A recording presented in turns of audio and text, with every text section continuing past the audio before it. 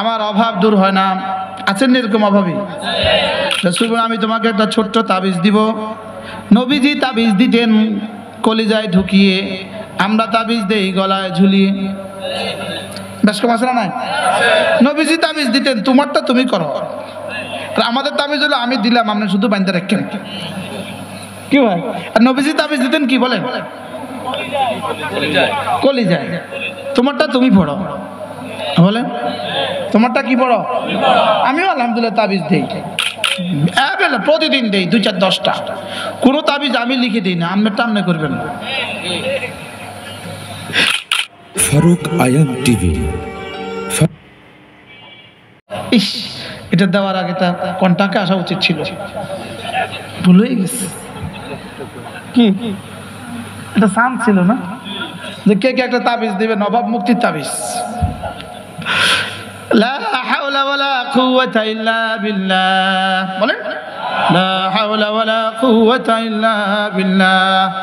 বান্দা যখন ঘর থেকে বের হয়, রাসূল বলেন তুমি যখন এভাবে বলো, বিসমিল্লাহ বিসমিল্লাহ তাওয়াক্কালতু আলাল্লাহ লা হাওলা ওয়ালা কুওয়াতা ইল্লা বিল্লাহ, বিসমিল্লাহ তাওয়াক্কালতু আলাল্লাহ লা হাওলা ওয়ালা কুওয়াতা ইল্লা বিল্লাহ।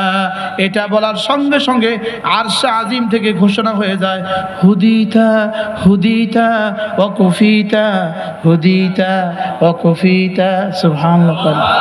হুদিতা ওয়া কুফিতা।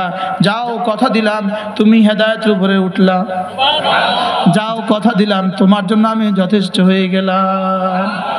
এটা পড়ার সঙ্গে সঙ্গে যখন আমরা তো শুনি না, শয়তান তো শুনে, সঙ্গে সঙ্গে শয়তান বাড়ির উঠোনের মাটি নিয়ে, রাস্তার মাটি নিয়ে নিজের কপালে মারতে থাকে আর বলতে থাকে, হায় তার আমি আর কি করব, তার নিয়ে আমার আর কি করার আছে, যার বেলা আরশে আজিমের মালিক সিদ্ধান্ত দিয়েছেন হুদিতা কুফিতা।